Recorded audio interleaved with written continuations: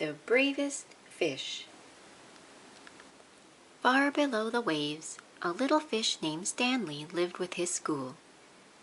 They were the brightest, sparkliest fish of the deep, dark sea.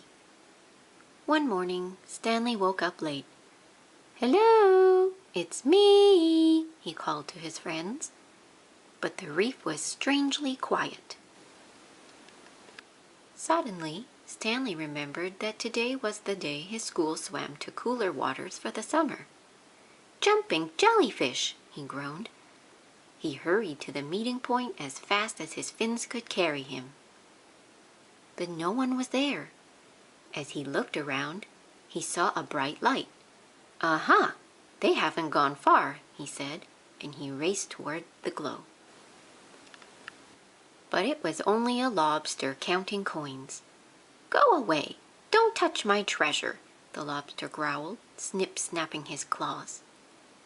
"I'm looking for my friends," said Stanley. "Fish!" the lobster grumbled. "Those others were in such a hurry to find someone they upset my coins." "Others?" asked Stanley. "My friends." "Join them then," snarled the lobster, and Stanley sped off. Ahead of him, Stanley saw a shimmer. He could just make out a bright, sparkly fish, one of his friends. "Hello, it's me," he called, swimming faster. Clunk!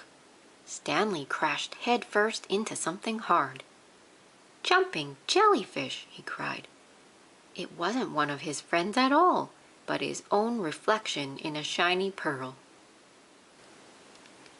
Stanley rubbed his bumped nose.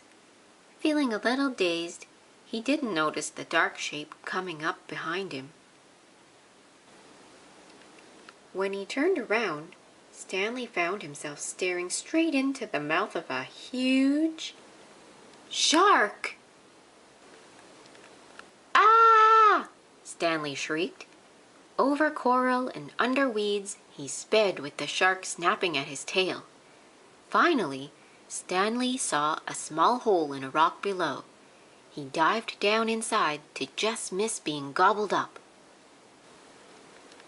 Deep within the cave, Stanley shivered and shook. He felt sad and lonely. He was beginning to think he'd never see his friends again. "Well, I can't stay here forever," he said at last. Stanley poked his head out of the cave to see if the shark had left.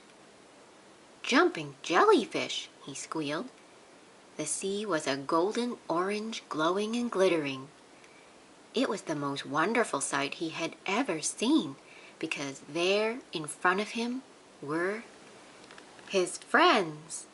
"Hello, it's me," he called. "Stanley!" his friends cheered. "Where have you been? We've been looking all over for you."